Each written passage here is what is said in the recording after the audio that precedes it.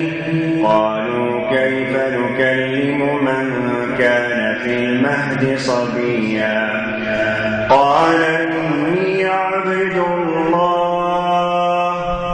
آتاني الكتاب وجعلني نبيا وجعلني مباركا أينما كنت وأوصاني بالصلاة والزكاة ما دمت حيا وبرا بوالدتي ولم يجعلني جبارا شقيا والسلام علي يوم ولدت ويوم أموت ويوم أبعث حيا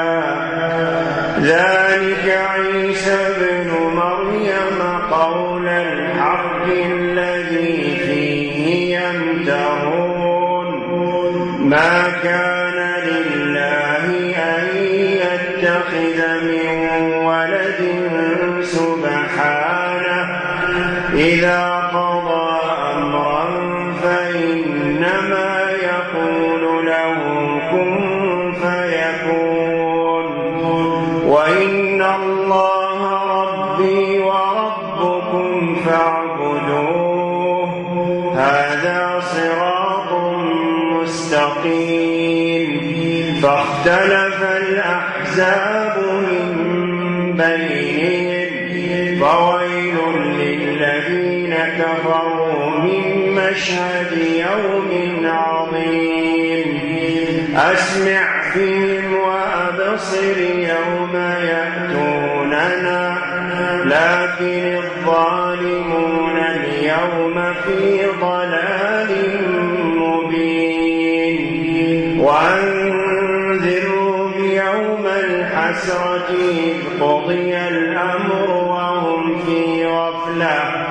وهم في غفلة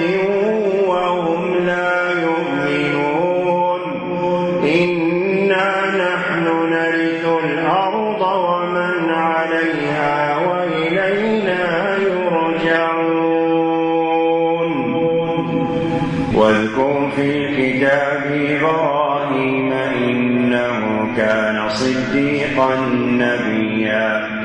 إذ قال لأبيه يا أبت لم تعبد ما لا يسمع ولا يبصر ولا يغني عنك شيئا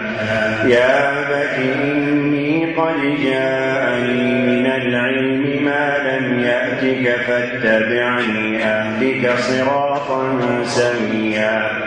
يا أبت لا تعبد الشيطان إن الشيطان كان للرحمن عصيا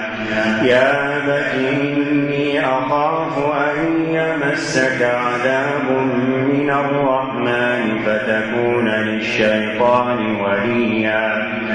قال راغب أنت عن آلهتي يا إبراهيم لئن لم تنته لأرجمنك واهجرني مليا قال سلام عليك سأستغفر لك ربي إنه كان بي حفيا